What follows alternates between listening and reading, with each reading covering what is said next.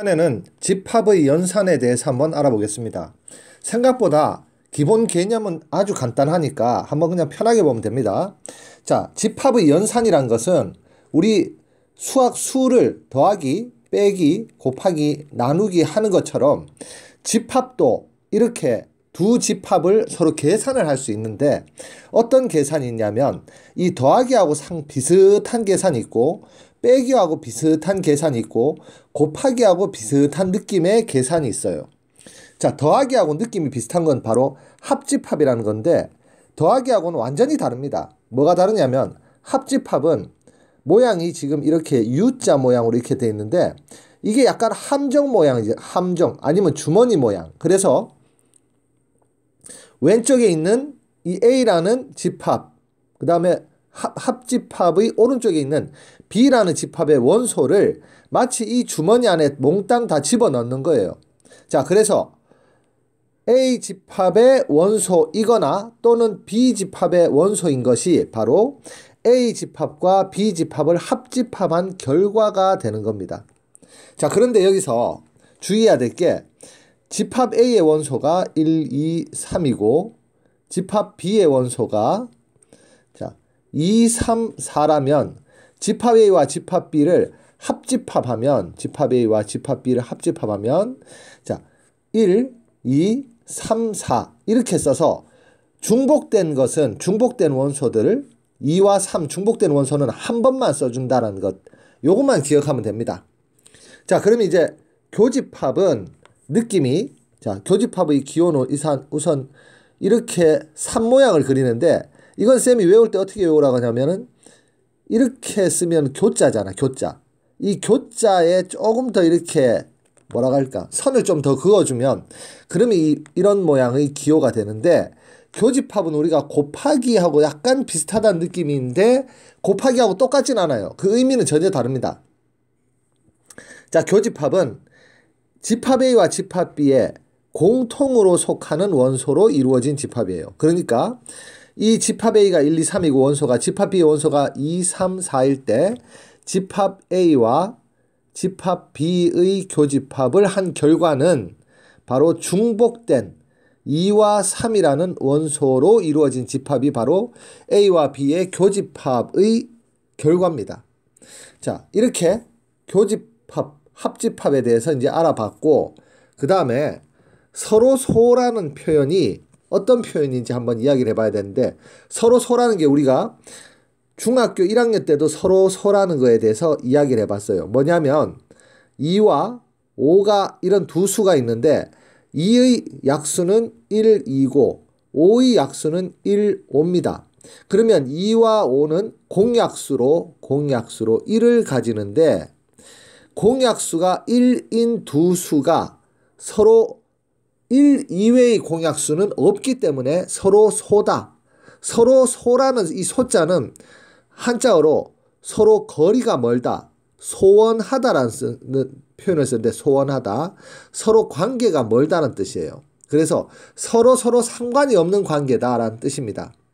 자, 그러면 집합에서 서로 소라는 것은 어떤 의미로 쓰냐면 공통인 원소가 하나도 없을 때 서로 소라는 표현을 쓰는데 공통인 원소가 없다라는 것을 우리가 A 집합과 B 집합의 교집합을 했을 때 집합 A의 원소가 1, 2, 3이고 집합 B의 원소가 10, 11, 12라면 집합 A와 집합 B를 교집합하면 공통인 원소가 없죠. 공통인 원소가 없을 때 그 공집합이라고 이렇게 표현을 하고 자, 그러면은 A와 B가 서로 소라고 이렇게 이야기할 수 있습니다. 자, 그 다음에 여집합과 차집합에 대해서 한번 이야기해 보도록 하겠습니다. 여집합은 집합 A가 있을 때 집합 A를 제외하고 나머지 부분을 C라고 이렇게 써서 여집합이라고 이야기합니다. 그런데 집합 A를 제외한 나머지 부분을 이야기하려면 반드시 A만 그리는 게 아니라 A 밖에 있는 전체 집합까지도 그려줘야 된다. 전체 집합을 U라고 했을 때 이렇게 그렸을 때 A 바깥쪽에 있는 이 부분, 이 영역을 바로 A의 여집합이라고 이야기합니다. 자, A의 여집합이라는 이 부분은 어떻게 우리가 생각할 수 있냐면 전체 집합 U에다가 A 집합을 빼주면 나머지 부분이 되는데 이 부분을 바로 A의 여집합이라고 이야기해요. 그래서 여집합과 차집합이라는 개념은 같이 생각해야 됩니다. 왜냐하면 어떤 집합, 전체 집합에 어떤 집합을 차집합해주면 이 뺄셈을 우리가 차집합이라고 이야기하는데 차집합을 해주면 바로 그 결과가 A의 여집합이 남는다. 이 C는 여집합이라고 읽습니다. 자, 이렇게 집합의 연산에 대해서 우리가 합집합도 이야기를 했고 그 다음에 교집합도 이야기했고 차집합도 이야기했습니다.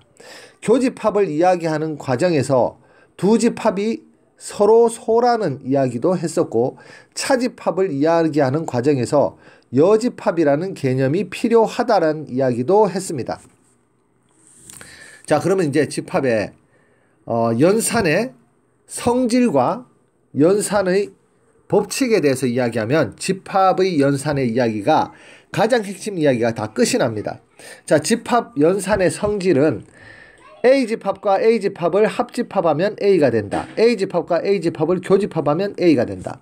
A집합과 공집합을 합집합하면 A가 되고 A집합과 공집합을 교집합하면 공집합이 된다.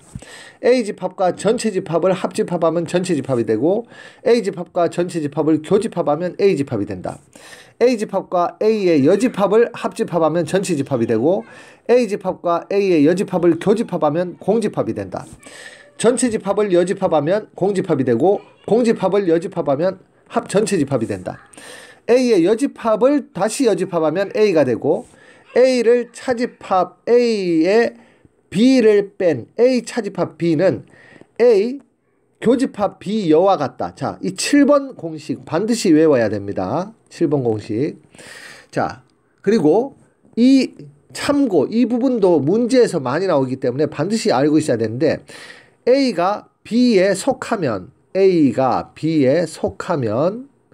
그러면 A 합집합 B는 B가 되고 자, A 교집합 B는 A가 되고 A 차집합 B는 공집합이 되고 B의 여집합과 A 여집합을 포함 관계를 보면 자, 얘는 지금 뭐냐면 자, 보세요. 마지막에 얘까지 기억을 하면 A가 B에 포함될 때 이 전체를 여집합을 해주면 바로 A 여집합, B 여집합 그리고 이 포함 관계의 방향이 바뀐다. 이거는 마치 부등식에서 음수를 곱하거나 나누어주면 부등호 방향이 바뀌는 거하고 똑같은 원리로 하나 쓰면서 암기를 합니다. 자, 그 다음에 집합의 연산법칙은 자, A와 B를 합집합할 때는 B와 A를 합집합하는 거하고 결과가 같기 때문에 교환법칙이 성립된다. A와 B를 교집합하는 것은 B와 A를 교집합하는 것과 결과가 같기 때문에 교환법칙이 성립된다. 결합법칙을 기억하는 건 이걸 기억해야 돼요. 이 집합이 3개 있을 때 이 둘 다 합집합이거나 둘 다 교집합일 때 결합법칙이 성립하는데 결합법칙은 이 세 집합 중에서 AB를 먼저 계산하거나 BA를 먼저 계산해도 결과가 똑같다는 게 바로 결합법칙입니다. 분배법칙은 결합법칙과 비교해서 외워야 되는데 분배법칙은 반드시 합집합과 교집합, 교집합과 합집합 이 두 집합 연산 기호가 서로 다르다라는 게 핵심이에요. 이 두 개가 서로 다를 때 분배법칙이 가능합니다. 분배법칙은 A 합집합을 분배해 주는 겁니다. 그래서 A 합집합, A 합집합. 가운데 교집합은 그대로 살아 있습니다. 분배법칙은 여기서는 A 교집합을 분배해 주는 거예요. 그러면 A 교집합, A 교집합, 합집합은 그대로 가운데 살아 있습니다. 자, 그리고 드 모르간의 법칙은 드 모르간이라는 사람이 만든 법칙인데 아마 프랑스 사람일 것 같은데 여집합을 분배법칙 해주면 바로 A 여집합, B 여집합이 되면서 합집합이 교집합으로 바뀌는 거예요. 얘는 방금 아까 전에 참고해서 자 A가 B에 포함될 때 여집합을 전체 해주면 A 여집합, B 여집합을 해주면서 포함 관계의 방향이 바뀌는 것처럼 이번에는 합집합이 교집합이 되고 교집합이 합집합이 된다라는 것을 기억해야 됩니다. 이 지금 집합의 연산의 성질과 집합의 연산 법칙을 이용해서 문제의 난이도를 어렵게 만들어서 집합 연산의 문제들을 만듭니다.